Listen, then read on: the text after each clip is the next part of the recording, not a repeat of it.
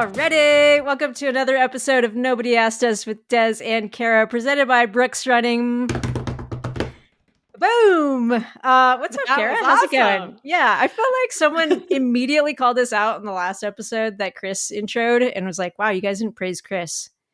Well, and I was like, holy shit, we didn't. But he didn't. Chris knows he's awesome. He doesn't. Did he give it that type of energy? He definitely didn't. He was like, "Hey guys, my name's Chris McClung. Welcome." And then to he Nobody held Asked it Us." the whole show. And then the whole show, as you and I were sauce. dying and our insides were turning against us, he continued to just stay right here. When you say your insides were turning against you or me, what part? Because I feel like there was just this obvious confusion. There's a rumor going around that one of us tooted. And first of all, toot is such a funny word. If I'm going to let one rip, I am like not the kind of person. I feel like you would have saw like butt cheek on the camera. I'm the kind of person that's like, yeah, I like let it go. Like I'm proud of all that kind of stuff. I'm annoying. Like I feel bad for my husband, but whatever. So first of all, no one tooted or farted or let one rip. That came later for me. That was like the next morning into that next night into the next morning where there was like some heavy pushback. It was all here and it was just so hot. Like I couldn't think. No. Like Chris is so chill. Like, so tell us about what you would rather do. He ate the same thing as us. I don't believe it. I'm not questions. If you do anything differently about your book. And I'm like, why are you talking? It was a fascinating experience where it literally turned off your brain. You're like, yes. I can't think like this. I can't think like this. So Allie Feller is like texting me. She's like watching it. And she's like, I cannot stop laughing. She's like sending me segments. And she's like, oh my God, you burped. I'm like, oh, I forgot I burped. Like I forgot all about that. You were gone. She's like, it's like you're drunk.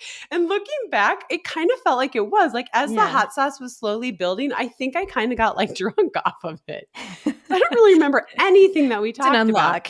Well, that hangover is probably much worse.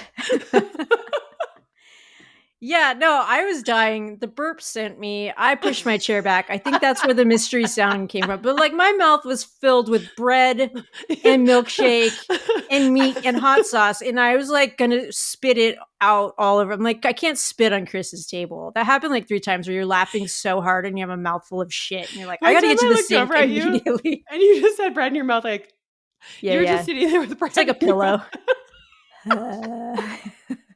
Like absorb, bitch. Get in there. Get in there. Tackle some of that heat. Grab that heat. Come on. Yeah. But maybe a marshmallow would have worked. Yeah. You know what I did?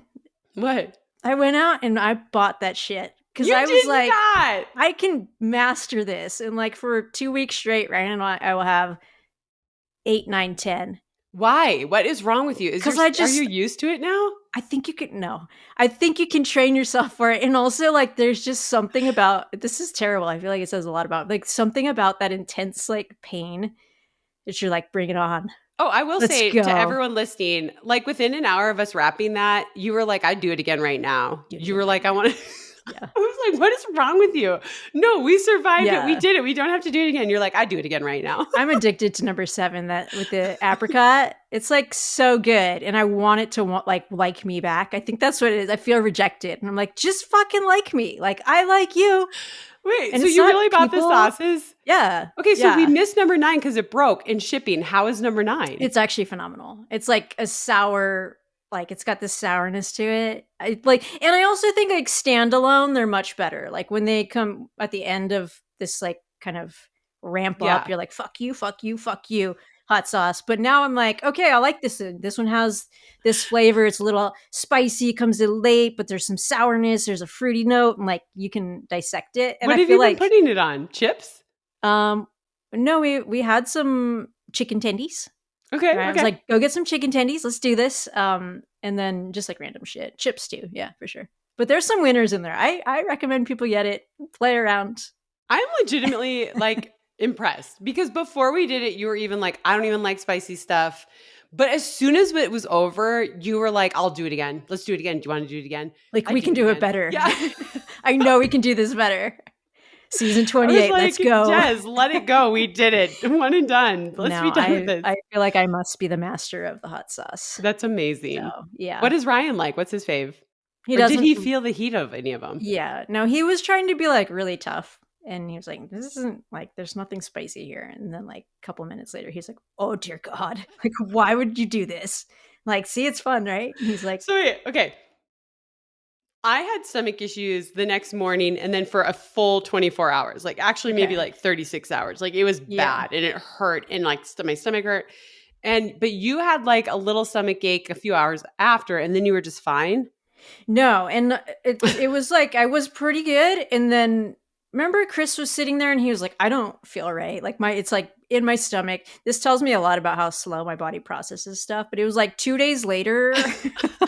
And I was just like sitting there and it was totally normal. I wasn't even thinking about hot ones or hot sauce. And I was just like, man, my stomach feels like grumbly.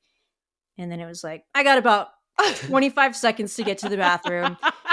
And then it was about, I don't know, 2 minutes of suffering. And then I was like, oh, okay, this is the hot ones biting back. And that was it. But it was like delayed.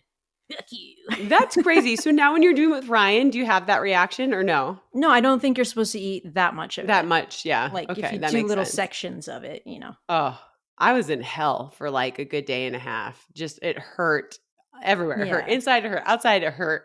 Yeah, yeah. And people were worried. They're like, she's gonna touch your eyes, like, don't mess around with your face. Like, I was scared for you.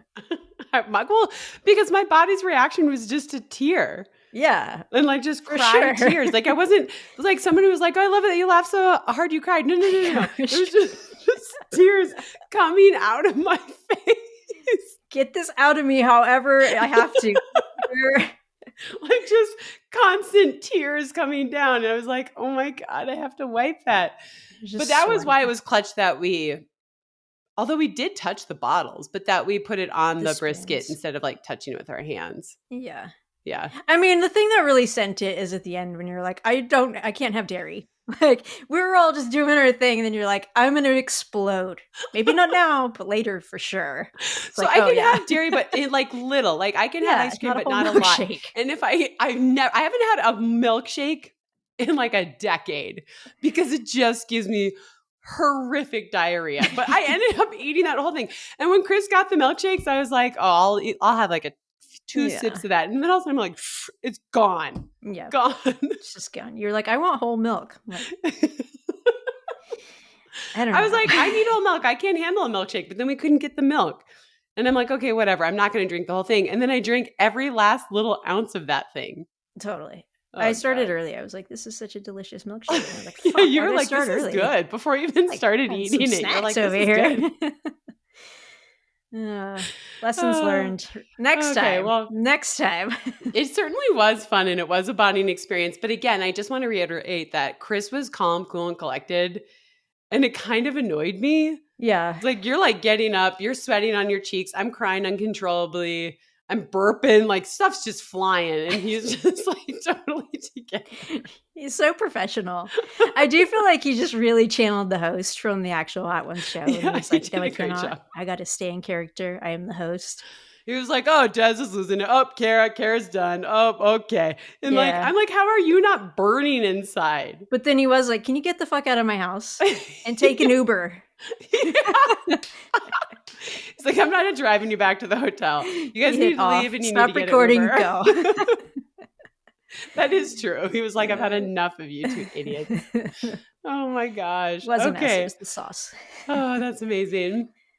Okay, what have you been up to since we recorded a couple weeks ago? Well, I feel like I just saw you pretty recently and we've been chatting frequently. So not too much is new. But I was in New York for a couple days. That was fun. Nice. A little bit of work.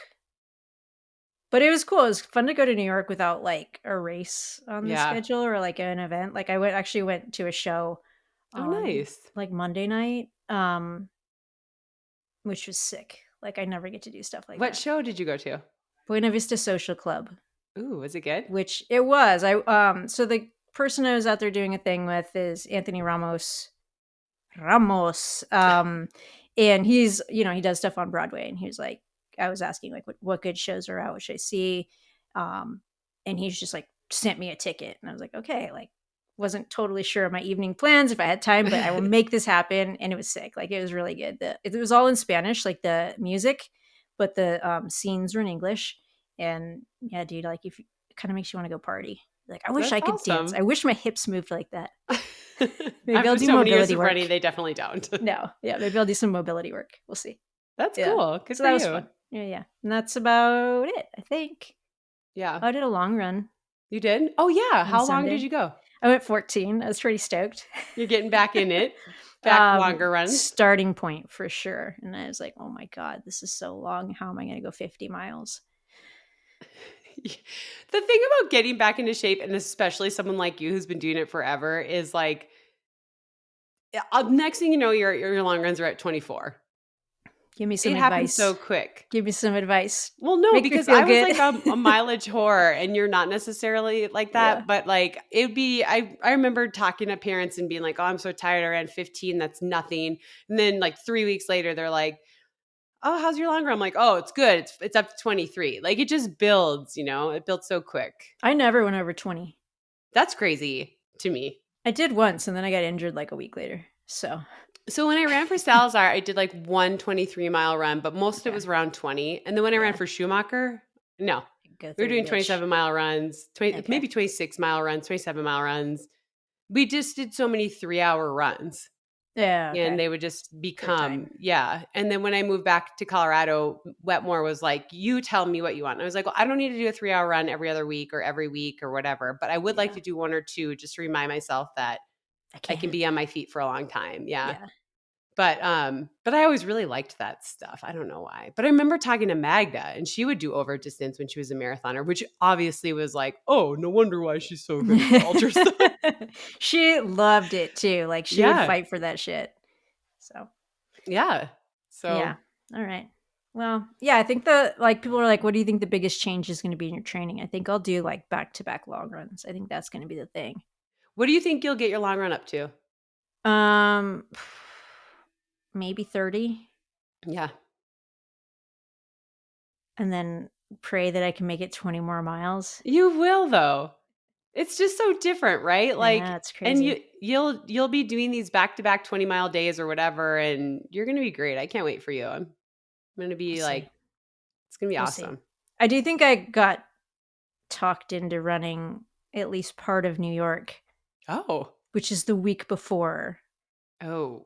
Yeah, so not great for training, but I think if I'm like, we'll have to feel it out. I think Anthony, we'll see how fit he is, how fast he's running, and like how much time I want to be on feet. But I think I'm going to run some of it with him.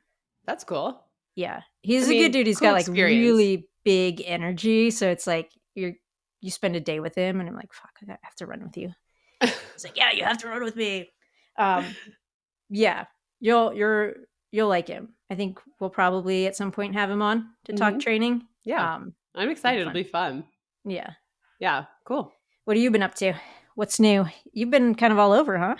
I've been here in Boulder, but I think, right? Yeah. Eugene. Oh, shoot.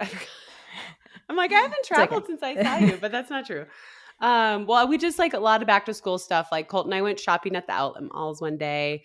Then he went to driver's ed and he passed his permit test. So he doesn't actually have his permit yet, but on 8/15 on his birthday, September 25th, he goes in and gets his picture and he officially has his permit. That's exciting. Then, I went to Eugene for US Outdoors. And then this last weekend was his last weekend before school starts. And we had some friends from Minnesota come and we just did all sorts of Boulder things. Like we hiked Chautauqua and we went to Celestial Seasonings and went to the pool and did all the Boulder things. Yeah. Is that Celestial Seasonings? That looks like where the sleepy bear sits. That is where the sleepy bear sits. Is that what it is? Yeah. It's kind of fun because I have a picture of Colt and I there when he was really little. Baby. Yeah. Yeah. And then, and again, I love going there. I was a tour guide there. And can you give me a fact? Give me a tour fact. Come on. Dig deep. Well, the tour has changed a little bit. So you used to go into this room and it was like all the different places where you get the teas from around the world. It was like painted on the wall. And people were always like, wow, Sri Lanka. They go all the way to Sri Lanka. And one of the trivia questions was like, and you would probably know this, it's not that hard, but everyone thinks of black tea and green tea. But what is the third actual tea leaf that we use in our teas? And people would be like, hibiscus. It's like, that's not actually tea. And then people would guess, and the answer is oolong tea. But they don't do that room anymore because now spearmint has become a thing. And the spearmint and the peppermint are in 2 different rooms. Oh, no And way. they used to let you actually walk into the peppermint room. And a couple of times people did have reactions, and they're fine. You just have to get them out. Yeah. And I don't know if that's why you couldn't go in there anymore. They just opened the door and you quick smell it. But like if you left the peppermint room open, everything in the tea shop, every tea that's made would have a peppermint flavor to it. Like that's how strong it is. It's wild. And they've put in like new packaging since I was there. So like a whole new system, like not an additional thing. So they can actually package more. You know, it runs 5 to 6 days a week, 6 days a week during the winter, 5 days a week, but 24 hours a day. But they used to just have like 3 things, and now they put in a 4th one. So it was fun to go back. When I went with Colt when he was little, it was exactly the same. And this time it had changed a little bit, and it made me feel old. Yeah, that'll do it. Yeah. Like, don't change. It's do you know tea. what their number like, one selling tea is? Still the same as when I was a tour guide 25 years ago, though. Peppermint or Sleepy Time? Sleepy Time. Yeah. Love that stuff. So, yeah. You know what I saw on TV the other day? And you can tell me this is the nerdiest thing ever, but I was like, wow, that's so brilliant. You can get like an EpiPen, but in like a nose spray, I think. Really? Yeah. It's like not, you don't need to do like a shot. Shoot? Yeah. And I was like, holy shit, that's brilliant. Like, why is that just coming brilliant. out now? So I was thinking about that when you said the peppermint room. Yeah. You'd just be equipped with the nasal spray. I think it was a spray. You're fine. Send it. Yeah. And all the tours I gave, twice people were like, I can't breathe. And you just like have them go out and they're fine. But I liked going in the peppermint room because people would breathe in and be like, wow. And they let us walk up to it, but it's not the same thing. I wonder if someone got like, I don't know. They needed the... Yeah, they needed the sniff. But it's pretty crazy that they still do like since 1969, they do all the teas there. Like there's no other factory in the world. Like Colt goes, well, at this point, there's another factory somewhere. And I go, no, that is a point of pride. And then they said that in the tour. And I was like, told ya. But it's really cool that after all these years and how big it's gotten, that it's still, everything is made right in this one factory in Boulder. It's pretty cool. We should get a Celestial Seasonings sponsorship. We should. You know what's crazy too is that's a big place where athletes train. Yeah, is loop, around right? The loop. Yeah, and so I never did it as an athlete. I heard there was sightings of you working out there though. Okay, well, Mark would always be like, "You're not working out there," because it became a thing later. But when CB came to train for Chicago one year, I paced her out there, and it is wild. You go, like, we didn't see anybody that day, but like some of the best athletes in the world are just like doing laps around Celestial Seasonings. I love it. Yeah. That's kind of cool. We should get a sponsorship. I should reach out. I should be like, I don't know if you'll remember me, but I was a tour guide. Yeah, they could make like a recovery, or you could do Sleepy Time and like package it in with a Lagoon pillow or something. It's funny because we accidentally walked into the gift shop first, and I was like, I think we're going in the wrong place, and we were in Adam, and Colt's like, oh my God, I love the gift shop, I forgot. And I was like, we're not buying anything. And then we go through the tour, and I'm on the phone with my doctor, and then Adam's like, hey, so I'm just gonna get a couple teas, like, do you want anything? I was like, you're such a softie. Yeah, they get you there. Like the shop is amazing, but it was just hilarious. He bought some teas, and they have like iced teas now that you don't have to make in hot. Like when I was there, you make the iced tea, then you add the ice. Now they have a couple that are like, you can just put them right in cold water. Ooh. Yeah. It is changing. It's changing. It's evolving. Change is good, but it did make me feel like old. I was like, oh man. Tech is involved now. Same exact places. I know. Same exact places where the microphones are though, because you stop at the microphones. Same exact hair nuts. Or hairnet, same thing. Like you give everybody a bag of tea, like you're on the Red Zinger tour, you're on the whatever tour. Like that has stayed the same. So that made my heart happy. Yeah. I want to take this tour. Well, you got to come to Boulder. Now. Let's do it. Now. Okay. Once we get our sponsorship, we'll go take the tour. Exactly. We'll have to do the tour. Yeah, it was fun. So he starts school Wednesday. So dang. Yeah. High school. Yeah. Yeah. Dang. And cross country practices are going well? Yeah, they're going really well. He's doing great, and he's excited. They had a time trial while I was in Eugene, and then they have their first official meet a week from Friday. So He loves it. He loves the kids. I'm excited for him. I actually can't believe he's going to be in high school. Like, I have to let it not be about me, but I'm just like, wait, what? How are we here? How are you When going did to that high happen? school? Yeah. But I'm like, oh, it's going to be great. And it is. But I'm just like, wow. I mean, he's in the final stage of, becoming his own person and then leaving the nest. So a Yeah. lot of emotions. Yeah. It's cool because it seems like he still really thinks you guys are cool. Like I he know. hasn't So gotten to a phase where he's like, I don't want to. Like he seems like he's. I know. We had friends come into town Thursday through Sunday, and we were all just hanging out. And I was like, our kids still like us. Like, they still like to hang out with us. I'm like, just hope it doesn't change. Like, obviously, he's going to go to college and have his own life. But he's still, I mean, he has his friends, don't get me wrong. But he still is like, yeah, let's do that. Let's go to social. That sounds fun. I'll go do that, So it's like, yeah, he's not too cool for his mom or dad yet, which That's is good. really nice. Yeah. Yeah. I'll be disappointed when he is. I know. Like, I'm going to sorry, tell him what? that. I'll be like, Like, Des Linden was like, I'm so bummed out do you that know who he's your like that. parents are? Like, Yeah. Yeah. So good that's what's stuff. going on here. Yep. All right. Well, how was Eugene? Should we dig into that? Yeah, Should we talk let's do it. about I want to talk think we about should do our Eugene or you want to talk perspective. about the races? Listen, if you've read my book, going to Eugene is not my favorite thing. I used to hate it. I used to cry in my hotel room. I'm not like that anymore. Um, I've made my own like community of people Yeah. there. I can run on the trail. I mean, when I run on the trail and people are saying hi the whole time, it makes me feel like, okay, Right. but it's still like there's still Salazar images everywhere in the stadium. It's still not my favorite place to be. But there's worse places. Name some. No, just kidding. No. So, I mean, like the people are For nice. sure. I've like built, I used to feel like I couldn't really trust anybody there. Yeah. And even one day I was like, well, I'm going to walk home from the track. It's not that far. And Otto was like, in Eugene? No, you can't. Like Yeah. someone might Like, come and throw you in a van. Yeah. swoop you up. But I used to really feel that way. Like, I don't know who to trust here. I feel like I'm not welcomed here. And I don't feel that way anymore. I think it's just like old wound. Like some wounds just never Yeah, truly heal. Right. And for so, sure. but it was fun. The races were awesome. We were like, oh, it's an off year and a lot of the favorites aren't running, or a lot of the reigning world champions are just running one round and then getting out of here. Who knows what the meet will feel like? I mean, we had this crazy run to Paris, which essentially started in Tokyo at the Olympics because there was no breaks. Right. So it was like Tokyo happened and it was the first major sporting event in a long time and the stadium was empty. And then we had this crazy run towards Paris.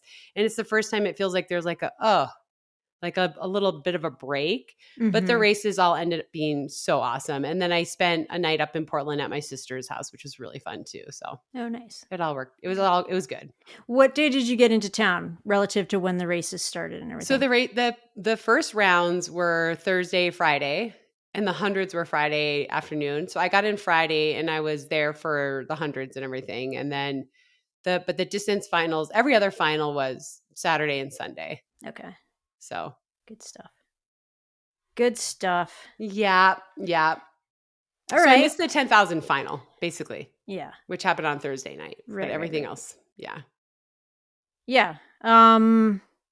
Okay. Where do you want to start? Short end or long end? I think we should start on the long end because I think there's some like juicy sprinting stuff we could talk about that's out of our wheelhouse, but still fun to talk about. And we could maybe end with that. Okay. I like Okay. that. Well, why don't we just start with the 10,000s? I think that there was surprise winners in both, kind of. I mean, for different reasons. I mean, I felt like, the women's race was a little open this year because people have been dinged up. Schweitzer hasn't quite looked like herself. Valby's out. Cranny has looked like she's had like days where she looks good and days where she doesn't. Not like she's always good, but you know what I mean. Not like the Cranny that's like crushing American record. So it felt like it was kind of an open year. And I think when we previewed it, I was really focused on Kaladi and Taylor Rowe. And they ended up being fourth and third, respectively. So, right. Yeah. I'll be interesting to see when the fall marathon announcements drop and if that factors at all. Like, okay, were you doing marathon training if you're doing New York, there's plenty of time, but you're starting to think about it. If you're doing Chicago, like you're in it. All that to say, like Jess Ton is getting ready for the world champs. Right. Sorry, Jess McLean, and she ran great 10K. But I think Yeah. even in hindsight, she was like, I wish I had that like little more speed or a little more like faith in my speed to make the move in these races. But that's kind of the difference between training for a marathon and stepping into a 10K and just like training for a Totally. 10K. So Right. yeah. Yeah. And they both the men's and the women's, they became sort of strategic affairs. Like Mm-hmm. it was interesting. I mean, I will get to that, the 5,000, but it's interesting when you watch these races, you know what your competitors' strengths are. Right. So like we're watching it unfold and it's like coming down and no one's really going for it. And we know that Taylor Rowe needs to run a certain time. Like she doesn't have the standard and she doesn't have a high enough ranking. And I'm just, you just think at some point, if no one takes it, she's going to have to take it, which is essentially what ended up happening. Is she started to push, I can't remember how many laps out, but not that much out. Right. And she kind of whittled it down to a pack of 4. And then she got overtaken and then found a little gear in her back pocket in that final 100 to move herself into 3rd and pass Kaladi on the home stretch. But we still don't know if she's going to world champs or not.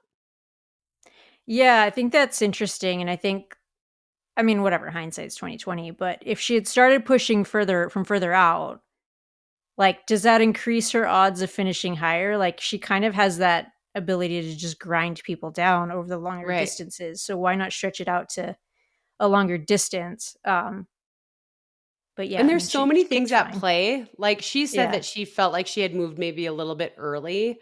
Because if she had run that same time but gotten second, Right. she would have enough She's points looking to pretty be good. in. Yeah. Yeah. Right. So she's literally just a few points off right now and she has to wait and see for scratches. And if she can't go, then Kaladi goes because Kaladi has the standard. But I just hate that they're worried about that. Like, that you're not, I mean, it is what it is, right? Because there's other opportunities that they could have run, save the 10,000 and not be in that position. But it just takes away a little bit from like her running, like, what's the best option for me to make the team? It's like, what's the best option for me to make the team, but also to run a certain time and secure a certain place to make sure I have enough points, Yeah. you know? Yeah, it's such a weird thing to be thinking about. I mean, it's like watching the Grand Slam with Grant, who's like calculating stuff, and it's like, I can just sit right here and be fine. Right. Right. That's such a frustrating thing when the point is to get people to race more and compete more so that they can get these points. And it's like Right. counterintuitive at a certain point. But like Cranny and Enfeld, so Enfeld won, Cranny was second. They didn't have enough points either heading into the race, but they just relied on, hey, I know I'm going to be in the top 3 and I know it'll just be fast enough. And for them, it was, right? Even though the race was so tight at the end, because they finished first and second, they got, it's like more points for first than it is second, more points for second than it is third. But it was a good race. And I was impressed by Elise Cranny, who just continually gets the job done. Right. It's like, I'm having a great year. I got the job done. I'm having a terrible year. Got the job done. And she just gets it done. But she led basically coming off the turn. And then Emily Enfeld at 35, 10 years after her world championship bronze medal, who's never won a U.S. title. That's wild. Kicked her down and won. Yeah, cool story epic. Too. Like, particularly with her kind of history the last couple of years, like dealing with injuries, setbacks, and to be able to put it together on the day and get the title is sick. Yeah. And what I really loved about it too was that the running community was super pumped for her. Yeah. And my sister was like, is Emily Enfeld really that nice? Like, she writes on everybody's Instagram. And I'm like, no, she's actually really that nice. Yeah. And it was cool to see this collective reaction of people excited for her because she really is that nice. And she really does write on everyone's Instagram. And she really does care how other people are doing. And that was the Emily Enfeld we knew before she went through her injury cycle of just, if you don't drop her, you're doomed. That last 200, you are doomed. And it was cool to see her have that at age 35. And she talked about how much it meant to her that's her first US track title. That's kind of crazy. She's a world championship medal. But not yeah. So that was pretty cool. Biggest surprise of the night for you for the 10Ks or on the women's side? Was there anyone else? I think just Kaladi not making it.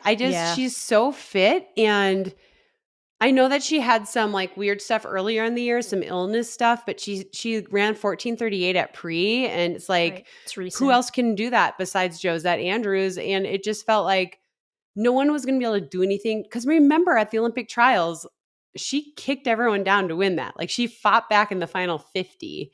And because I remember thinking at the Olympic trials, oh, they're setting this up for Schweitzer. Like, she's going to just run away with this thing. And so I was a little surprised to see her get outdueled and end up in fourth. And we'll talk about it. But then she ended up in that same position in the 5. I just thought I remember being like, of all the people, she's the sure bet. Like, I was on Sarah Spain's podcast. I'm like, Kaladi's the one sure bet. And then, so it's just crazy. Like, that's why you run the race, right? You just never know. What about you? What was your biggest surprise in that race? That's a good question. I mean, I wasn't surprised by Schweitzer being a little bit off. I guess I think it's kind of been there all season. Like, if she shows up to the championship race, like, she has a shot to win and blow everyone's mind. Yes. But wasn't totally surprising because she hasn't looked like herself this year. I love what you said about Cranny. I think that's so true. Like, she's just a gamer and it doesn't really matter. She's going to figure out a way to get it done. And I think that sort of consistency is the stuff that, like, lands you on podiums, or when things kind of look a little bit different in the big race, like, it tips your way. So I'll be excited to see what she does at Worlds with a little more time to get ready. I mean, I think Infeld's kick late. I mean, I don't know that we talked about her in our preview. I don't think she was on a ton of radars, but she's been healthy for a while and she's pretty lethal when she's healthy. Yeah. Yeah. It was an awesome race. It ended up being really good for a year where it was like, I don't know, it's kind of weak. Who knows? It ended up being an awesome race. For sure. I'll be curious to see if Taylor Rowe ends up getting in and what that looks like. And I hate that we have to wait. I do too. I hate that she has to wait. Or Kaladi, for both of them. Like, one of them's in and one of them's out. And I wish they just knew so they could move on with their planning. But it is what it is. Should have come to save the 10,000 next time. Shameless plug. Shameless plug. Okay, so the men's 10,000 the results were, the top 3 were zero surprise to me. But the way in which it was run was a little bit surprising to me. Yeah. So, like, they were just running so slow, and you knew, like, Graham Blanks had the standard, Nico Young has the standard, Grant Fisher has the standard, and then I think that Kincaid had it from the Olympics. But Kincaid, we haven't really seen him much this year. He's been quiet. Yeah, he's been quiet. And it was interesting listening to him talk afterwards. He was like, that race was like being set up for me because I have a great kick, but when Grant made his move, I just didn't commit to it. But Grant made a move with a mile to go, I think, which is surprising and not. Like, that's kind of where he likes to go at the U.S. Championships, is make people hurt and question things about a mile out. But also with the success he had at Grand Slam, I thought, well, maybe he'll just wait till the last 50, and blow it by on the inside, like pull a Cole Hawker or something. That'd have been epic. But he went, and obviously he was getting it faster and faster, and everyone was kind of on the rails. And Nico Young just hung in there, and then went by him on the home stretch to win his first national title. Yeah, but that's, like, it doesn't seem surprising at all. Just the way Nico Young has been running in the 5,000, and and it's crazy how quickly things change. And I don't think it says anything about Grant Fisher losing a step. It's just that Nico's changed his level, and now there's, like, multiple U.S. men that have a shot to be on the podium at Worlds. Well, it's like last year, Nico Young had a crazy collegiate season. We talked about it on the pod. Would he have enough to make the Olympic team?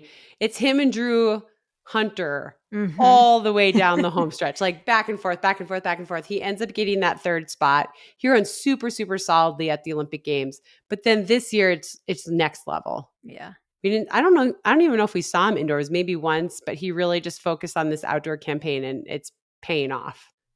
Right. And I think that's the difference between being a professional and being a collegiate athlete. Like, you don't have to worry about your team title at cross country, or how many points can I contribute at regionals and conference and nationals. It's like, I got one job, and that's to make the world championship team and try and medal. So you're seeing that, like, a little more fine-tuned focus, it seems like. And then Graham Blanks, super solid for third, way ahead of the fourth place finisher. And I think another guy with, like, a bright future. I feel like we could be talking about him in 2 years and just saying that he made this huge leap. Yeah. I mean, he made the Olympic final. He was fourth at the trials in the 5K, but got to go because Parker Wolf didn't have the standard or the ranking. Made the final. I think he placed 8th. Like, he's not a scrub.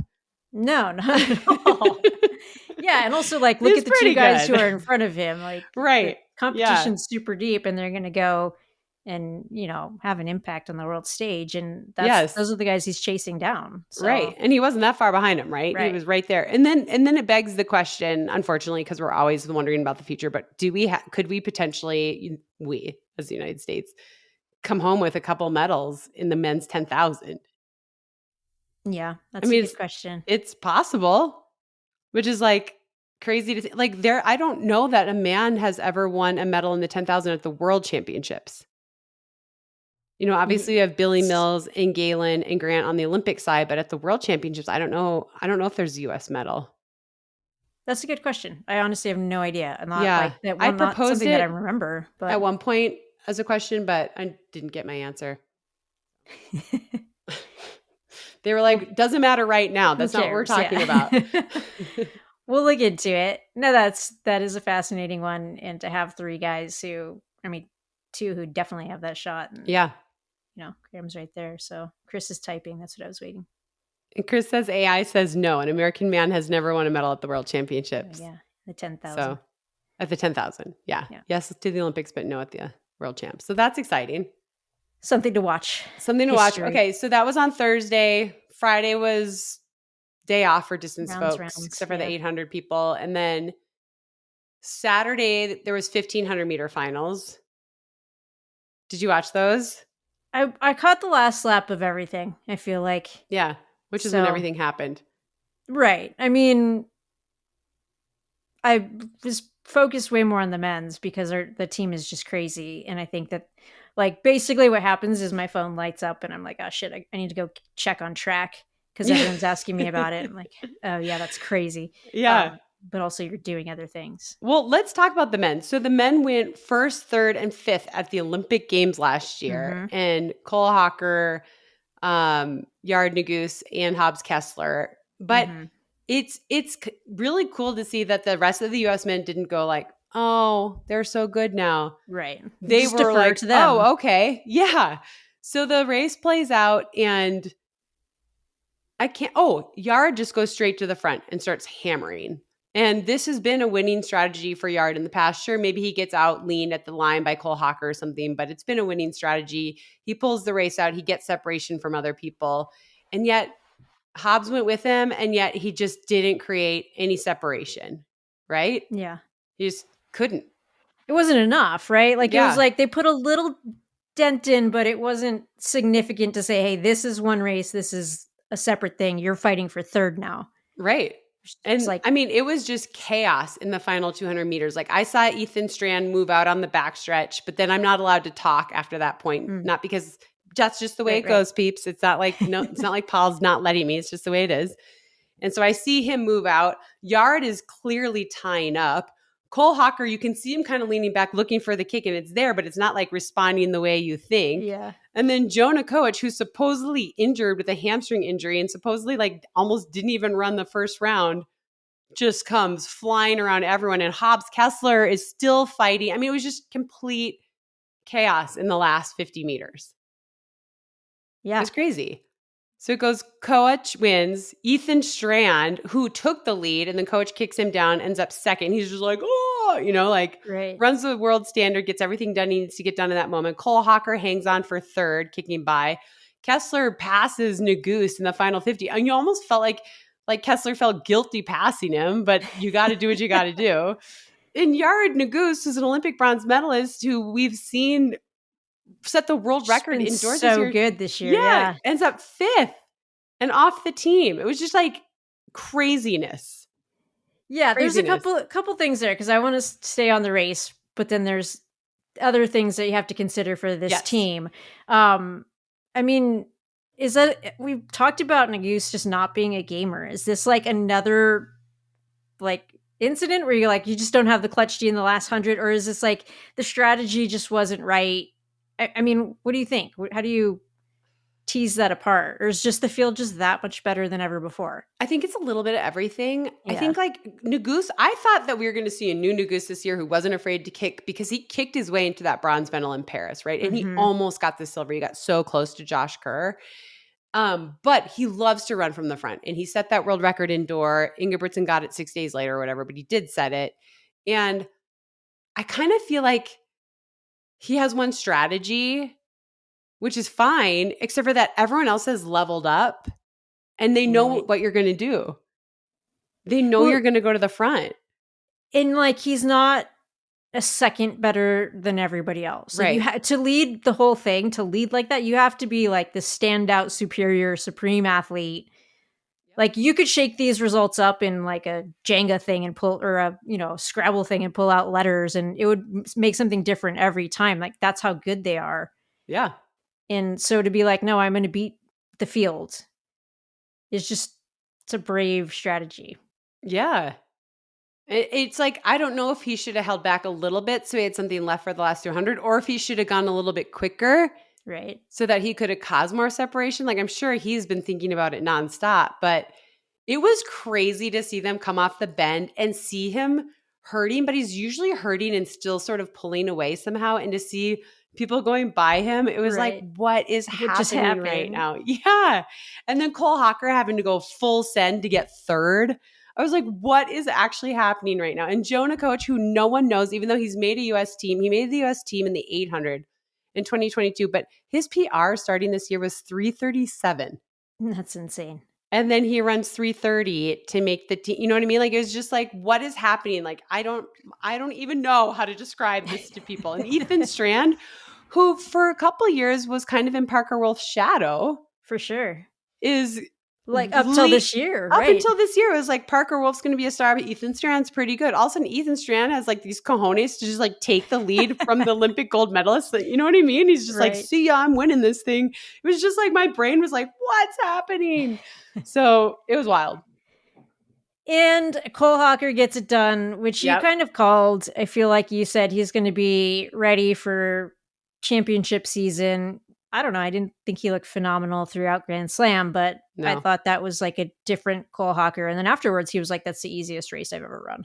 Right. I know it was an interesting quote because I think a lot of people were like, dude, you didn't even win. But I think that he was positioning wasn't great. And then he was just like, in the end, I think he was like, how deep do I need to go right now? Right.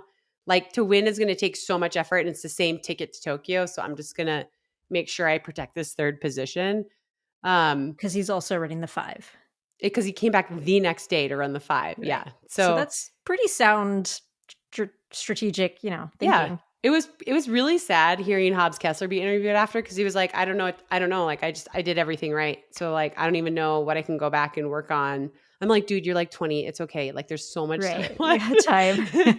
And like, just, you'll build old man strength over the years. But it was interesting to hear him say that. And then of course, the big story a couple days later was that now Yard Naguse is all in on winning the Diamond League final, which, how do you feel about that? Okay. It's not against Naguse. I just want to say that. But I don't like this other way into the world championship. I don't know why. It's like the reigning champion gets in. That became a new thing however many years ago. And then every country has their way that they decide it. And now the Diamond League champion gets in, I think, the next year usually. But because this year, it's this year, I don't know. He gets in this year if he wins. So right now he doesn't even have enough points to be in the Diamond League final. He ran pre, which is in the Diamond League, but he still needs more points to be into the top 10, which he will. He's going to race, I think, this week, and that'll give him enough points to get into the final. And then he has to win the final. But here's what first of all, wait, what are your thoughts on that? Do you like it? Because I don't know what it is, but I'm kind of like, I don't like that.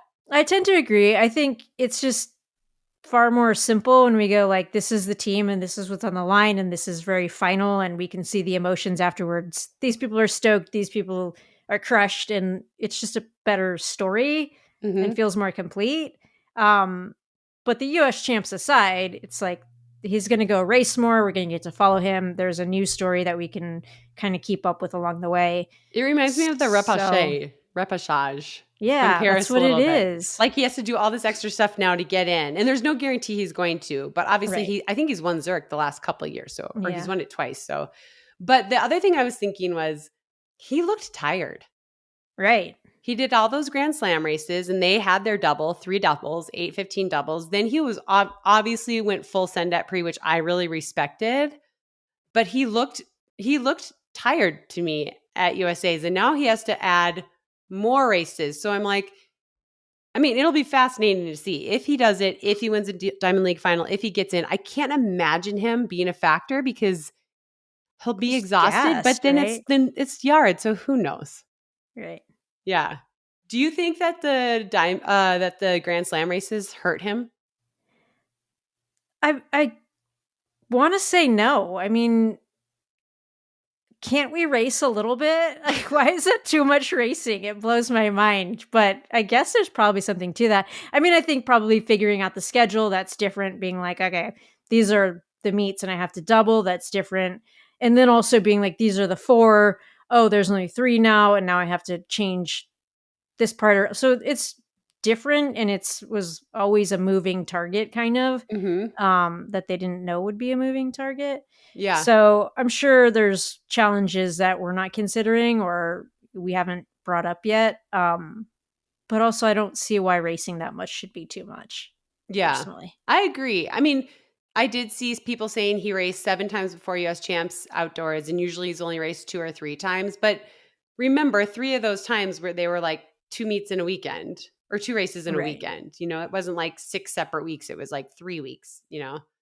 But I don't know. It leaves a lot of questions. I'm hoping, I don't love the Diamond League rule, but since it is the rule, I am hoping that he pulls it off. I think it's super, like as you said, a super interesting storyline to follow. And Does Kessler have any shot with that, or is he completely out? well, that's what I thought was funny is everyone just like immediately goes to yard winning Leaves. that. And part of it's because his coach was like, he's going to do this. This is our new focus. But I'm like, Kessler, don't give up. Why don't you do it too? All Like, right. get yourself in, like, what are you holding back for now? You're not going to Worlds right now.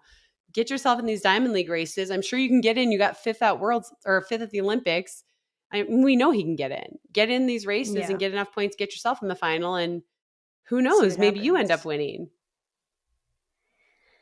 Reason to If watch you the Diamond listen. League. Yeah, for sure. So that one was bonkers. I think that was the most kind of talked about race of the, well, besides maybe that and the men's 5, ironically, were like the The most men's talked about 8. races. And the men's 8, all the men's races. So let's actually talk about the women's 1500 first, Okay. Fire which away. was, yeah. So we see this super fast race in the men's 1500, and then the women come next. And Paul is like teasing me up, is this going to be fast? And I'm like, no, because we don't have any time trial. Like Ellie St. Right. Pierre pulls that field out Yeah. every time she's in it. And she's not in it because she's recovering and just coming back from giving birth to her second son. And I'm like, no, this is going to be a super tactical effort. You have Nikki Hiltz, kicker. You have Sinclair Johnson, kicker. Emily Mackay, kicker, right? So it's like Heather McLean, pretty good kicker, Yeah. maybe not as sharp as some of the other ones. So it's like, this is not going to be a super fast effort. And this is where it blows my mind. Well, this and in the women's 5, the decisions that some of the racers make. Like, you're like, if I'm like a 359 woman on a perfectly paced effort, I know I'm not going to be able to outkick these women at 405 or whatever. You know what I mean? Like, I need to make them hurt earlier on. And so it's just interesting. It's just like, it feels like they just play into the hands of these kickers. And Sinclair at some point ended up with the lead. Nikki outkicked Sinclair. Nikki looked so good. I feel like Nikki is just in that place in their career where they are so secure, a little bit like Cole Hawker. I'm boxed in. Mm-hmm. It's It's okay. I'll fine. find room. I'm not going to panic about that. I'm going to respond to everything around me. I'm not going to overthink it. I'm going to be in every single moment, and it will open Yeah. up and I'll get what I need. I just feel like Nikki can't miss right now. I And feel like then, that's the security that like Nagoose is missing. yes. You know? Like that's the difference. Yeah, and then someone Sorry, was we saying, do. but I think that Sinclair is in super good shape. I'm like, I also think Sinclair is in super. This is before the race. Like, I Yeah. also think Sinclair's in super good shape, but Sinclair doesn't have the rounds and the experience that Nikki has at this point. Right. That Nikki's Olympic been on, experience is yeah, total game changer, like right? Nikki's been on the top for 3-4 years now. It's just, you get in this rhythm, you learn how to trust yourself. And Sinclair has been to a world championship, but got knocked out in the semi. And is Sinclair as talented? Sure. I think there's an argument to be made, but I just think she needs a little bit more experience. I think Mm-hmm. give her 2 years and then she'll have all the tools that Nikki has. Yes. So I was predicting Nikki than her. And then I was like, I don't know who will be third. Probably Emily Mackay or Heather. And ironically, it came down to those Yeah. two former teammates. It looked like there was All the some bickering going tension. on during the race Elbows too. came out. Woo, yeah. But Emily Mackay showed that what she did last year at the Olympic Not trials, a fluke. not a fluke, not a one-time thing. Look, I mean, she even said after, I actually feel like I didn't time my kick right. Like I feel like I could have gone sooner. Heather McLean, huge race out of her, but was fourth, which sucks. But then I will just say, like, that last lap right at the bell, Riley Chamberlain fell from BYU, who was like one of my dark horse favorites because she's just been cutting time like crazy. And then in the midst of her fall, Helen Schlachtenhaufen fell, and it was so bad, Des. Like, she hit her face so hard. The after photos, and I was like, holy shit. I mean, it was actually scary how hard she hit. And it's crazy because she said the next day, like, I'm fine. I'm still going to go race in Europe. It's just hard not knowing because she felt really good. And it's one thing to like be in the race and have the race, get in it and be like, well, I was still fifth or I was still sixth or whatever. But to not know, that's really hard. That's like Morgan Houston-y stuff. Falling in the and then it's lap. like, well, the next time you can make a world championship team is in 2 years. Right. Exactly. Like, yeah. That's with contract stuff on the line. And obviously her situation's different, but like you're hoping that goes well so you can have some leverage for your life. It does make me wonder if a U.S. woman could get on the podium at Worlds, because Georgia Bell Hunter, I'm not sure which one it is, won the bronze last year. But I think she's going to end up running the 8 because she's undefeated in the 800 this year. She's won Diamond Leagues. And she has talked about doing the double, but she's like, I think you really need to focus on one. And she knows she can't beat Faith, right? I think she believes she could beat Jess on the right day, but I think she's like, I probably can't beat Faith. Yeah. So all of a sudden that opens up a spot of Faith and Jess, and now there isn't this clear, because those top 3 are a little bit ahead of everyone. Mm-hmm. Now all of a sudden it kind of opens up this spot of, well, maybe the women's 8 is at the world stages. I mean, I feel like that's as up in the air as the totally US championship was. Keely Hodgkinson, who's the reigning Olympic champ, right? She hasn't raced since the Olympics. She is racing this weekend. Okay. But she has continually pushed her season opener back and back. So anyway, it just makes me think, ooh, there could be a shot there for an American woman to land on the podium in Tokyo. Something to keep an eye on. Okay, so then after that, do you have any other thoughts on the women's 15? No, okay. Pretty cut and dry. So then it was the steeplechase. The men's race wasn't super fascinating. They kind of sat around for a long time. And I was like, someone do something. Did you say it like that? Something. Can we bring Snoop in? Snoop, make it interesting. But it's fine. It worked out fine. And Kenneth Rooks won. Kenneth Rooks is just a gamer. Again, a guy who hasn't had a very good year. He went Diamond League, got buried, comes out, takes the lead with like 2 laps to go and wins. And then is it Daniel Michalski got second, who's been training with him a little bit up in Utah. So that was cool. And then third was it Bernard Keeter got third? I think so. And then fourth was my pick, Matthew Wilkinson. I just didn't understand in the race, why isn't he getting up there? Why isn't he? And then he later said he broke his foot during the race. Yeah. And I was like, damn. Makes some sense. I told my producer, like, he's going to win. We have to get him over the last water jump because he clears the water jump. Yeah. And I'm like, he's going to be ahead by then. And then he was Could you tell during the race, was he not clearing it? Do you think he was using his foot more or less, or I don't think he was clearing it, but he just looked off. Oh, yeah, he looked a little flat for him. And I thought, what a bummer. Like he like did his peak wrong, So is he still kind of in line to get the spot with, because I don't think that Michalski or Rooks have the standard, or Keeter. It's like right now he's going. Rooks has to have it. I don't think he does. Like on points.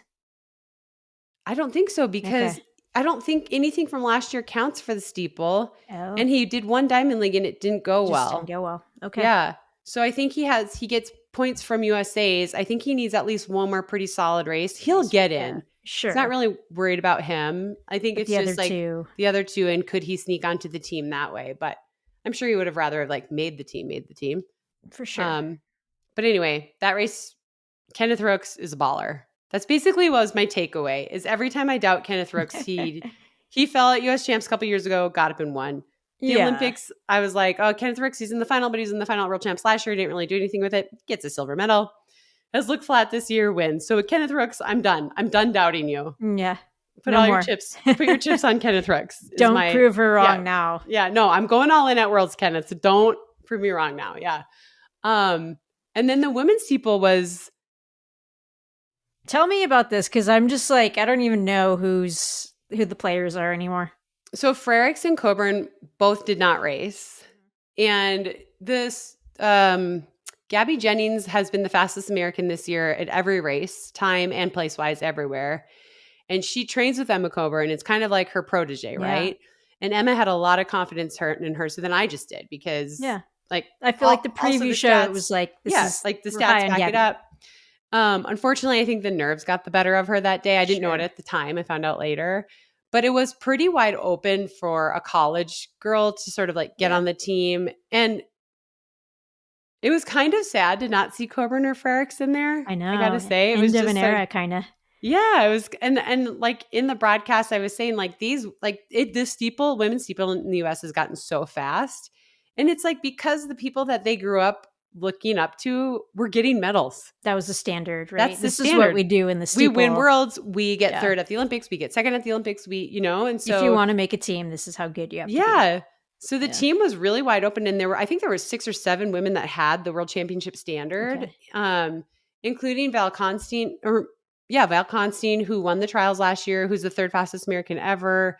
It just seemed like I thought she would get on the team. I thought Courtney Wayment has made the last 3 teams and the finals at all those global championships. And even though she hasn't looked like she's way better than anyone else, she never really does. And yet she just gets it done. So it was like, I don't know. It was very interesting. But in the end, it was Lexi Halliday-Lowry from BYU who just signed with Nike, who won in like a dominant way.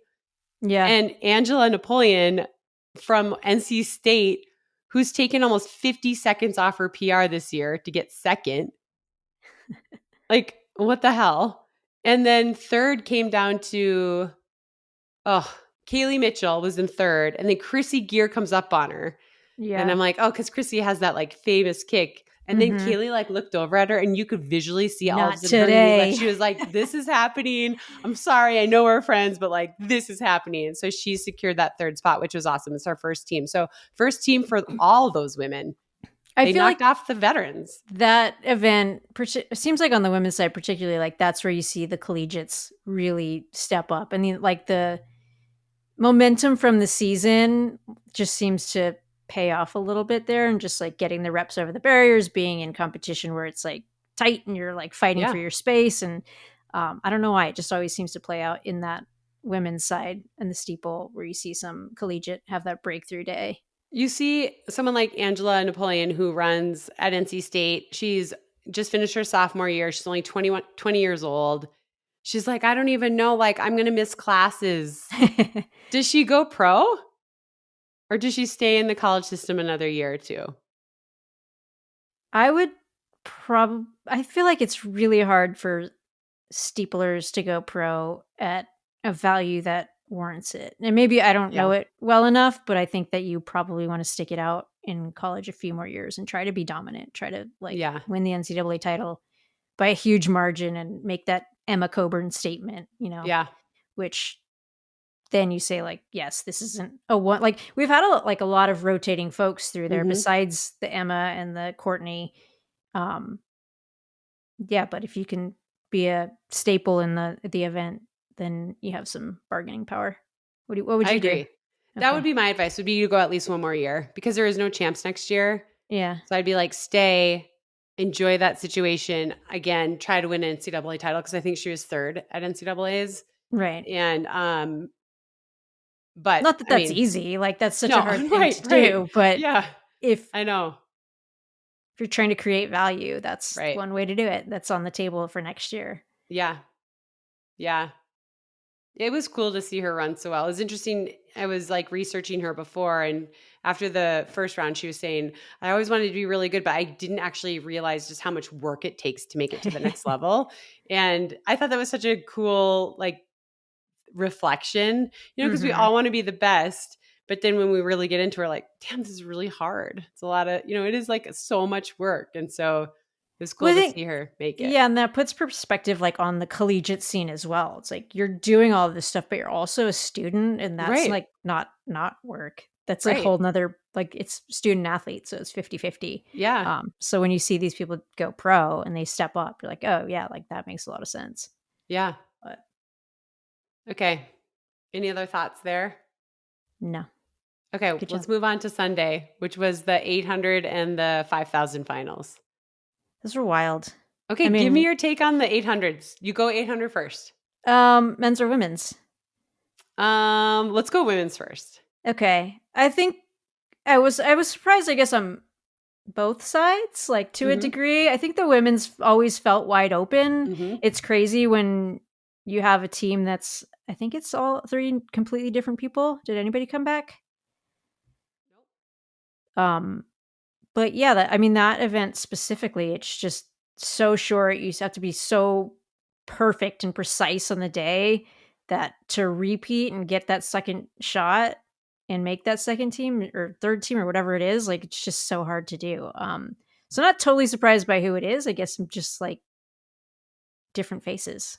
It seemed so wide open because everyone was running about 158, right? Yeah. And no one was running 156. I think Addie Wiley had run 157, but it was like everyone was kind of at the same level. And I was so nervous that someone was going to fall because there wasn't a clear front runner. Right. And it was just sort of like, they're all going to be kind of feeling each other out the whole time. And then I don't even remember what happened on the first lap, but Roisin Willis winning was really cool for me to see. She's still at Stanford, but like high school phenom, Right. NCAA champion, but took last year off, took the NCAA season off anyway, and was like, I'm not enjoying it. She was dealing with some anxiety and stuff, and she was like having insomnia. And she was like, I can't do this. Like, it's not worth it. It's pressure I don't need. And then to see her come back a year later and win the NCAA championship and then win the national championship, it was awesome. It was like, and what a mega talent she is. The young kids in that age group, it was Guerrieren, Whitaker, and her, and it's just like they've all done phenomenal things, but they've also like showed that there's ups and downs, and it's refreshing to see her come back after that year off, and what an example for the rest of that crew, right? Yeah, like Whitaker made the team last year, and this year was in trains with Roisin. They both ran at Stanford, and Juliet this year was like, I'm actually not going to run the NCAA season. I'm feeling anxiety and not enjoying it. It's pretty cool to see. I hate it when people are like, I love it when you use your platform for good. But I think it's cool to see these girls, these women now, but that were girls that were really good high school girls. First of all, like come together and run at college together. I love their story. And then not be competitors, like come together and then support each other through the true ups and downs and also show it's not the end of the world. Like Juliet came and ran USA's for fun. She made it through the first round. She got to see her sister crush it in the 400. I don't know. I just really appreciate their friendship and how they share. And they're not on social media all the time. They're like once monthers, but when they do post, it's impactful, Right. Yeah. I think the flip side of it is interesting too, where you're like, what is the situation where the pressure is so great on these young kids? Like, why are we not evaluating that a little bit closer? That does make me think about NIL. They both have NIL deals. And even Lexi Holiday Lawyer was talking about that, how she had a Nike NIL and then it made her feel like, first of all, she really wanted an NIL because she wanted to prove to people she was worth it. Right. Then she had the NIL and it doesn't really feel like college running anymore. It feels like, this is a job. Like I actually need to make the world team, even though I'm in the middle of my college season. Right. And they both are NIL athletes. Juliet is with On and Roisin is with New Balance. And I'm not saying like On or New Balance are doing anything wrong or Nike with Lexi. I just think the game is changing. Right. And then I also think we're just that these kids grew up with social media and with people being able to say shit to them that like we didn't have that. No one could come to me and tell me I didn't look like this or I don't do well or they're ashamed or I should, nobody could tell me that when I was younger. Yeah. Everything wasn't broadcast. Talked about this the other day. It was like the professionalization of children. Yes. And like, ugh, what a stab in the heart. Yeah. Yeah. So I don't know. I think that needs to be talked about And we could use our platform to do that That's one right. day. We could use our platform for good. I mean, it would be super interesting to talk to some of these women, right? That have these deals or were really good when they were younger, and then they gain this following, and how they manage that, because that's foreign to us, I right? think it I would mean, break my heart. I don't think I could do it. okay, I think you could. We'll see. But that's a topic for another time. True, Okay, true. second place was Maggie Congdon, who I thought was going to run the 1500. She made the Mm-hmm. trials final in the 1500 last year, and ran the 1500 at NCAA's, but ran the 800 this year and PR'd in the second round and the final to make the team. And she You just looked got to. so good. Yeah. Like, she looked so good in the semi. She was running down Sage Hurta-Klecker, and Sage was like kind of tight, and you could just tell like Maggie has more in the tank. So Mm-hmm. she just was back in the pack, positioned herself well. And then it was good to see Sage Hurta-Klecker make a team. Yeah. You know, I like feel she's like that's the been monkey off the so back, close. right? Yes. Like 21 trials, she falls, breaks her wrist.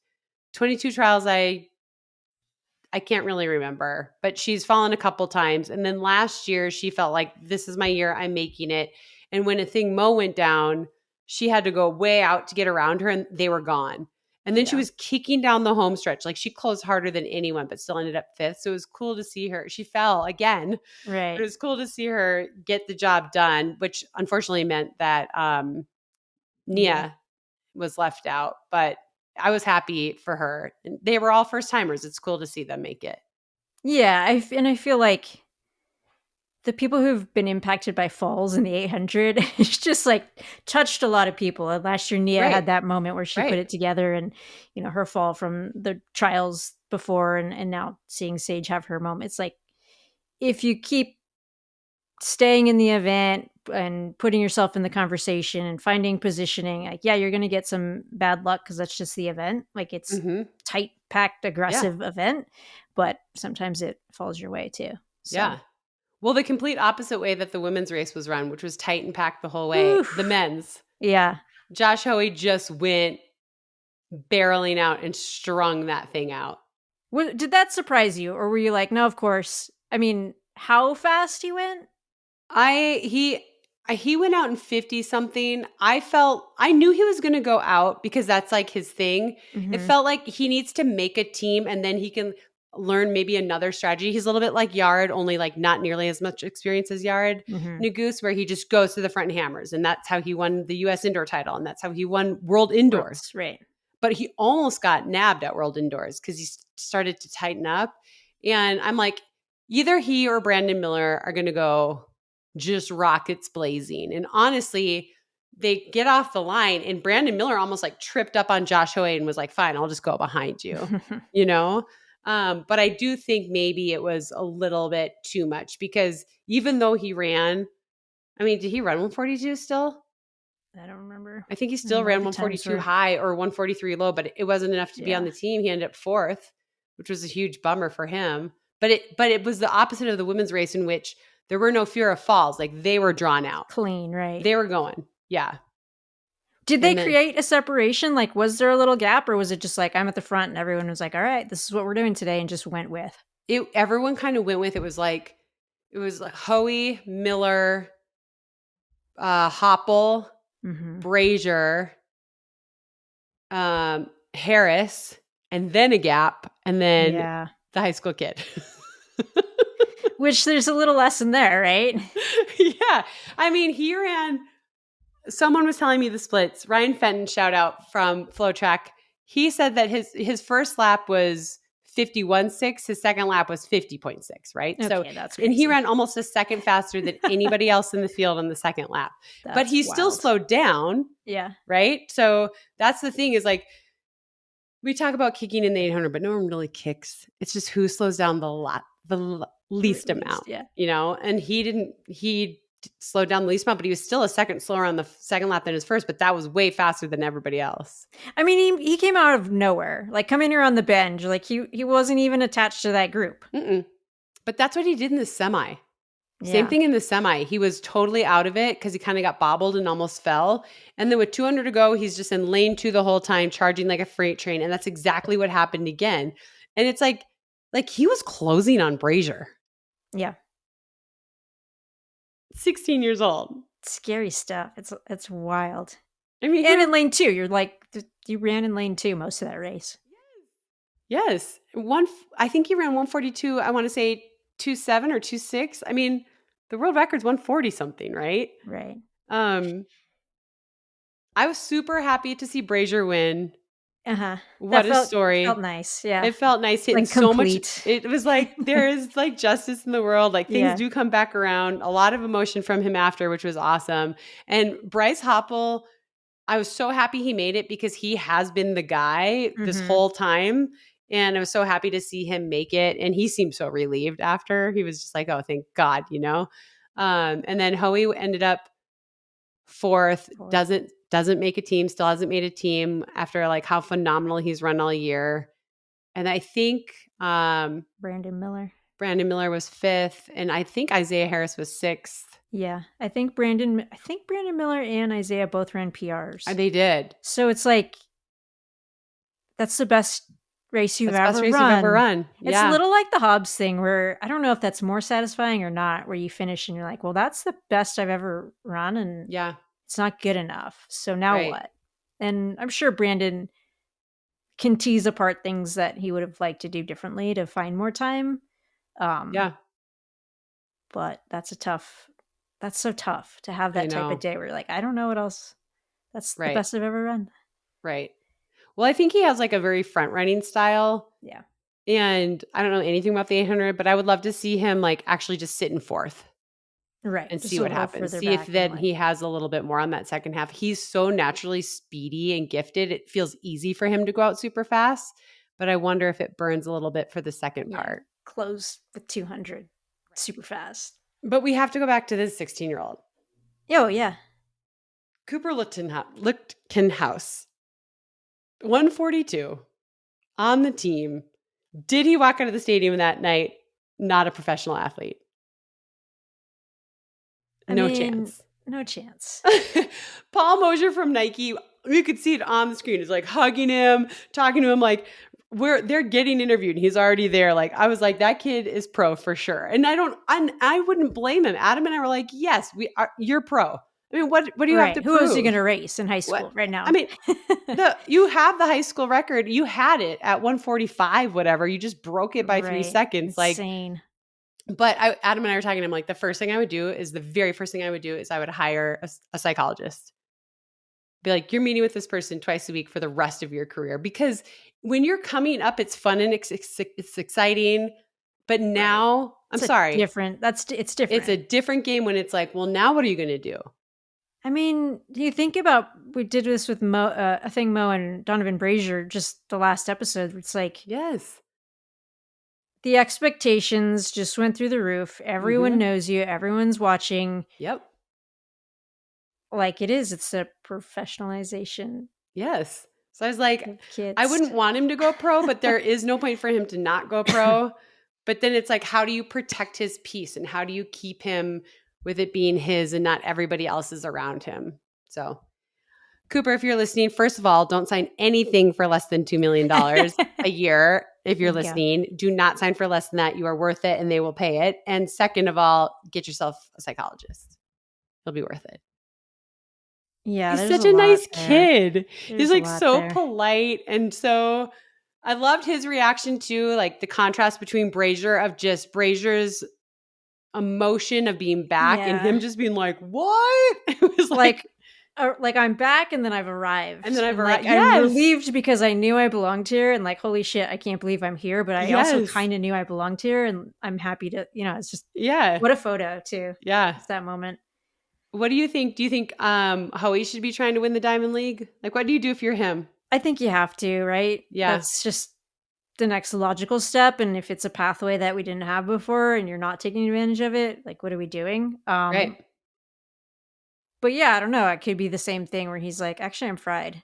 Right. I don't have the juice to go do that right now. Like, I want to just reset and figure out, what's next. Yeah. I don't know. It's crazy how people just go, you have to go all in on USAs. I mean, the quality of these teams, the quality of the fields, like, you can't sit back and be like, oh, I'm going to train through. Like, no one's good enough to do that. Right. Which is wild. But if you don't make it, it's like catastrophic. Right. How do you regroup and figure it out after that? Yeah. And I think that that's an interesting thing. I mean, I like that there's more time to Worlds, but also because we have to be so all in, these athletes have to be so all in on this moment to rally back to be ready for Worlds. And now those expectations of like, holy shit, they ran so well here. These are the expectations. This is what they should be doing. Here's how they're ranked on the world level. And then if they underperform, people are pissed and grumpy. It's like, well, yeah, but making our teams insane. It's so hard to make. Now do it again. Especially on the men's side. And be better. Especially on the men's side. Yeah. In every event, every single event. This lady who drops off her mail is the nicest lady, but she doesn't know how to back up a car. So she backs into the driveway, which is completely sand. And like all the fucking time they get stuck there. I'm sorry. I just watched her do it and I'm melting down. Get your car stuck in the sand. You're like, I can't go out and push you out right now. I'm recording a podcast. I got shit going on. Sorry. Okay, let's close out the distance races. 5,000. Start with the women's. Holy shit, I thought we already did this. No. All right, fire away. Okay, this is where I don't understand what people are doing.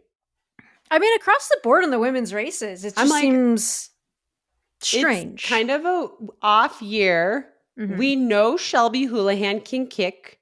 We know Elise Cranny can kick. And we know that Josette Andrews has run 14:25. So why are we running? Why are we jogging? I mean, they were jogging. Yeah. It just blows my mind. Like, and again, I'm not a coach. I'm not an athlete in the race, but it's like, if I'm going to beat these three women, I'm going to strategize of how I'm going to do it. And I'm going to do it by running, like making them work for it the whole time. They could not have set that race up more for Shelby Houlihan. Right. It was like, where's my platter? Here you go. Don't fuck it up. Right. We know she has a monster finish and she just has to be patient, you know? Right. And so she earned that. She earned that title. But to me, I'm like, what are they doing? Why isn't anyone going? Like, I thought, who's the person that you're like, you let this happen to yourself? You know what I mean? Like, who should have been the aggressor? Josette Andrews and I are friends, so I just want to like put that out there first of all. And we texted some after, but in the moment, I was like, what are you doing? Right. You have run 14:25 and you have not made a team before, an outdoor team. And I thought like with 5 laps to go, she'll just take it and tempo the shit out of it. And 1 or 2 people will hang on, but she'll just it'll be like clear that these women are going and these women aren't.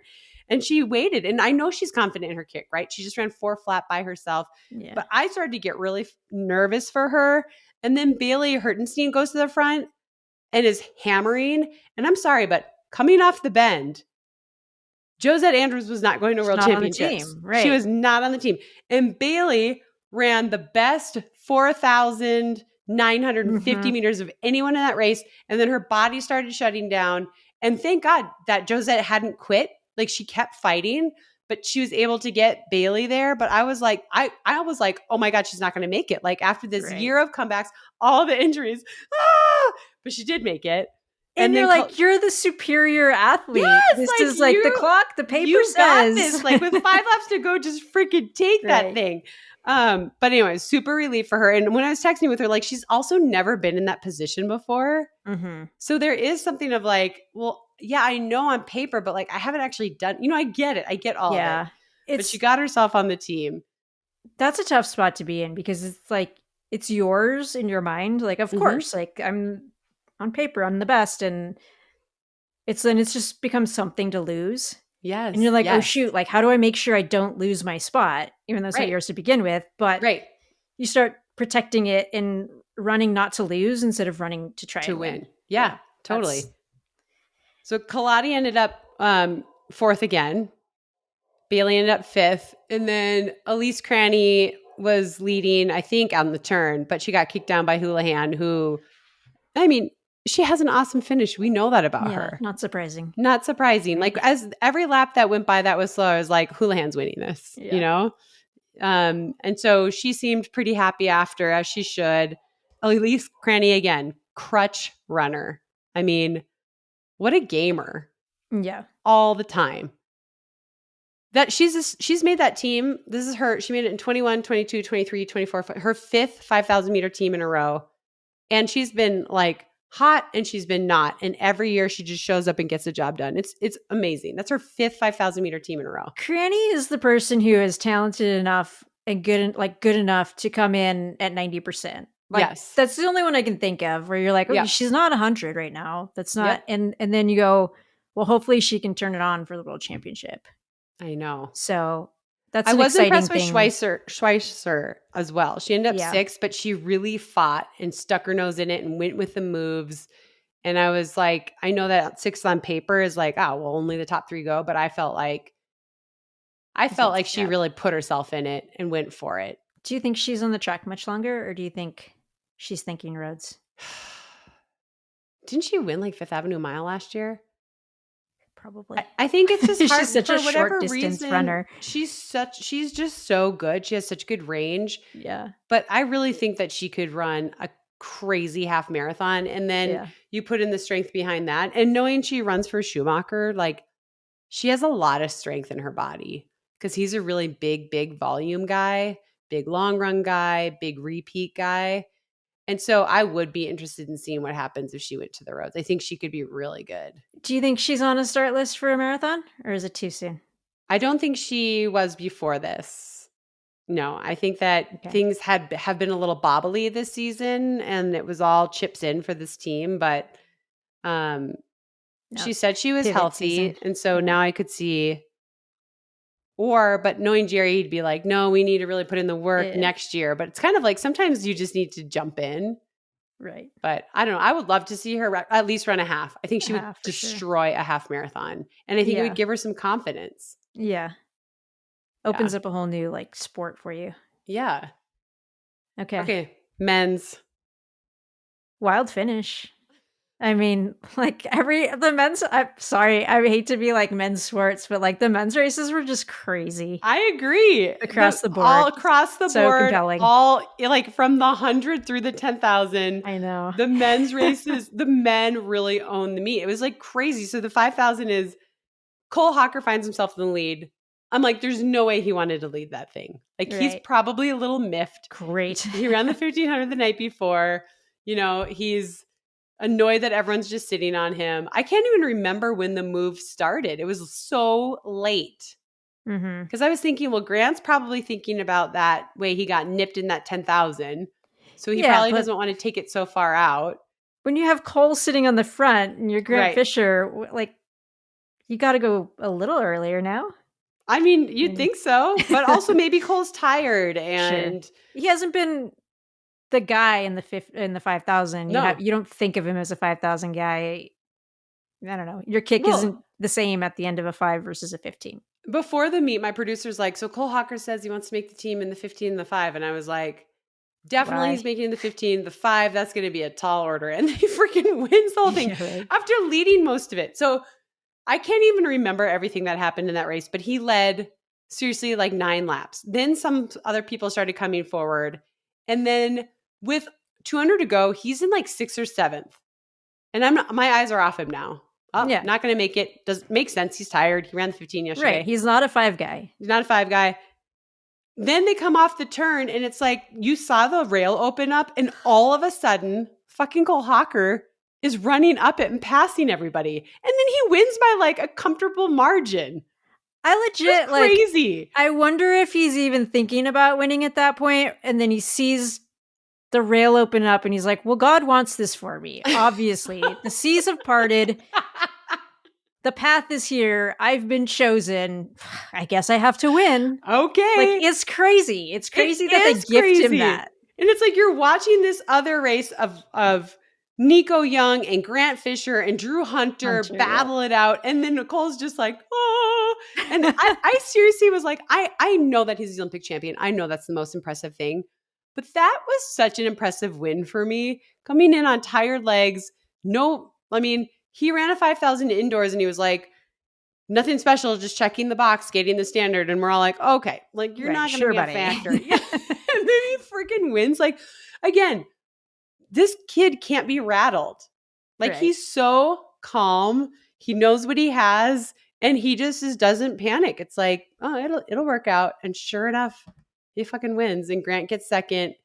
And Nico hangs on to third with another fast closing charge by Drew Hunter. Drew Hunter, man, what a beast. I know. I didn't even see him the whole race. I think I said his name once at the very beginning just to make sure I said it. Didn't see him again until 50 to go. And I'm like, holy shit, Drew Hunter might make this team.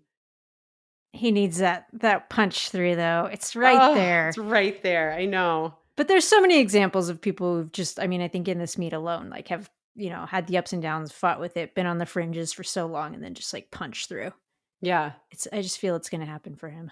I want it for him so bad. For people who don't know, he was a high school phenom who went pro out of high school. He was a miler, and he ran the 1500 for years and years and years and years and years, and had this really, really long-term contract with Adidas. Last year was the last year of it. He kind of surprised people by running the 10,000 at the Olympic trials. Ends up fourth and a close fourth. And then this year signed with Asics. And you even talked about it, Des. Like he was like, I don't want to keep going unless there's a reason to keep going. And fourth in the 5,000. I mean, I want him to make it so bad. I know we're not supposed to like care, but that's how you get people interested in the sport. That's how you get people invested, is you create that story after year after year after year. And obviously you want it to be on the other side, right? But he's got a lot of fans. And when he has that moment, I think he will. Yeah. In some race, wherever it is, like the people that have been following will be like, fuck yeah. Yeah. It'll be cool. But for now, keep fighting, Drew. Keep fighting, Drew.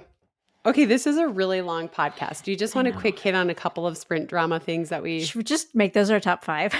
Okay, yeah, let's do it. All right. Let's roll into a top 5, and 2 of them will be the drama that entertained us at US Champs. Okay, so top 5. Should we just go for it? Go for it. Okay. Start us off with some I love drama. Me some sprint drama, and I have to say, I love the whole Noah Lyles, Kenny Bednarek situation where Kenny won the 100. Noah's the reigning world champion. Noah has had a late start to the year. He has been a little banged up. He's also the reigning world champion in the 200. He runs the first round. He doesn't need to run the final. And he lines up. And our producer's like, why is he lining up? And Otto's like, because he just is a competitor. And he doesn't want Bednarek to think that he is the new king. And right before the gun goes off, Otto's like, if Lyles wins this in the fitness that he's in right now, it's over. Right. No one is going to catch him because he's just going to keep getting better. But this is like the most vulnerable we've seen him in a 200 you can take your shot. Yeah. Yeah. They come down the home stretch and it looks like Bednarek has it made. Like Lyles is back. And then somehow Lyles fucking wills himself in the last 50 to catch him and have enough energy to stare at Kenny as they cross the line and just keep staring at him. And then Kenny gets pissed and shoves him. And then they get into this like whole fighting thing. Love it. There's so much drama. And then they're like, Kenny's trying to shake Noah's hand. And I was like, no. And it was like so much drama. And then Lewis is trying to do an interview. And they're like, I expect a phone call from you. You expect a phone call from me. And they're like still bickering. Chaos. Yeah. Did you see it on the internet? Oh, yeah, for sure. But there's also, like, there's some backstory with the Twitter account and the whole thing. Yeah, and I love that, too. I know. That's a deep dive we could do on another podcast. But there used to be this Twitter account called Track Spice. It's Gossip Girl. It's Gossip Girl for track and field. So obviously we followed it. And it would say, like, really mean things about athletes. But some of it ended up being true. You know, like, some gossipy stuff ended up being true. Anyway, all this stuff went down this spring when they started going after Gabby Thomas. Yeah. And she was like, oh, don't mess around. I went to Harvard. Yeah. I know people who can figure out who you are. And then it was like, so she said that it was Bednarek's team, right? It was either Kenny or someone in his camp. At least started out as them, right? And then it was kind of like vague after that. But she says this and it's gone. Yeah. Like the account is gone. It's scrubbed. You can't find it anywhere. But this account had been going after Noah Lyles and his fiance or his wife now. Are they married? They're engaged. Fiance. They're engaged. Yeah. Okay. And so there's obviously some like back history there too. Tension. I actually thought they were going to fight for a minute and I got nervous. It's like, Yeah. it's one thing to like build drama between the two I and don't think Lyles is a fighter. I don't think so, but he was like, I think he might think he is for a couple seconds, and then he might be like, you know what? I'm actually not a fighter. Let me back down just a touch. I don't think he wants to fight, to be honest. yeah. But I can, like, he get fired up. I loved it. I thought it was awesome. Yeah. Yeah. So now they're going to be on the 4x1 together. So that'll be interesting. Sweet. Yeah. Yeah. Just drop the baton before it gets to those two, right? That's some drama to follow. The Noah versus Kenny drama moving forward. Speaking of fighting, also on our top 5. This is like the not top 5. Let's just go not top 5. Just not top 5. It's just gossip. Yeah, I think the Sha'Carri Richardson gets arrested before the meet. Real bummer. Comes out later that her and Christian Coleman get into. I don't even think it's fair to call it an altercation. Like, one-sided. Sha'Carri is very mad at Christian and pushing him around, and the video surfaces from SeaTac Airport. And I guess if the police are called or they see it, they have to look at it and arrest the individual for domestic violence. Mm-hmm. I guess is the charge. But yeah, it's a bummer. It was really sad. I think Christian. I felt bad for him. I know you did. I was like, wow, he like really is doing everything possible to diffuse the situation and it is coming for him. Right. It's super interesting. It's super easy to find online. First, the police report was just out. And then in the last, I don't know, few days, the video was leaked. But I would have to say, like, good on him. Like, he's trying to diffuse the situation. He just keeps walking away. He gets pushed. He doesn't fight back. He just kind of goes with it. And I mean, who knows what's going on with them, right? Like, I don't know what this fight's about. We don't know anything. Yeah. But I do have to think if the roles were reversed, there'd be a much stronger reaction from people. Facts, for sure. 100%. If he was pushing Sha'Carri around, I feel like people would have a lot more issues with the video. Yes.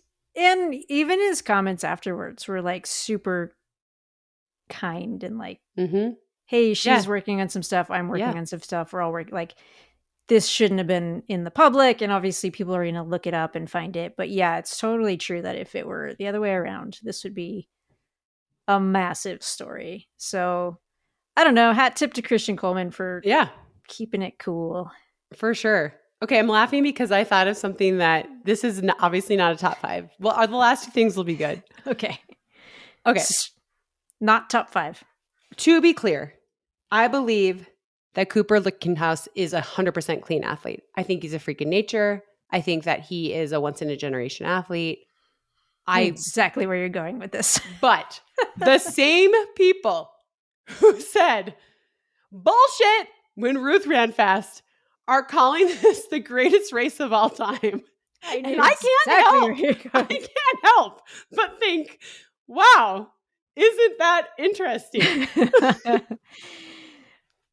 I'm so glad you said it. I almost sent you a podcast by one of the loudest people who talked about how this was the most amazing performance in history. This was the most amazing race in history. And I just couldn't help but think, interesting. We cannot have magical thinking with women. But with men, I mean, we actually do have to have magical thinking with women. Otherwise, we'd be told our uterus would fall out after 18 years. So that is part of the thing that we have to keep fighting for. But we can also use logic in those things and be excited when someone who is 16 years old does something amazing too. It's just like, yeah. Okay.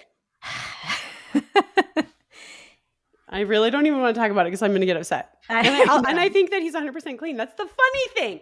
Right. It's just the reactions. Anyway, okay, you come up with something happy. I'll come up with something happy to end this very long show. Oh, shit. You just took me in a spiral. All right, I'm just going to go back to the top where I got to do this trip in New York. I'm excited about working with Anthony Ramos, who's getting ready for his marathon, and it's refreshing to be around someone who is just learning to get into running. He like sends me his runs and he's like, dude, I did 8 miles. This was crazy. I feel so good. Like he's so excited. And like you just see his progress and his stoke around it. And it was contagious, which was cool. That's awesome. So we'll go with that. That's a really good one. I'm going to also go back to just the past weekend, Colt's last weekend before school starts, and just being outside and being with friends. And we travel a lot and we're gone in the summer a lot. So it was fun to do like bolder things one more time and be here in the summer and enjoy that last little bit of summer. So let all the gossip go. Yeah. Way to bring it back. This was a non-sponsored, not top 5, not top 3, followed by a top 2. just us chatting, just the ladies chatting. Yeah. Okay. Good stuff. Love that.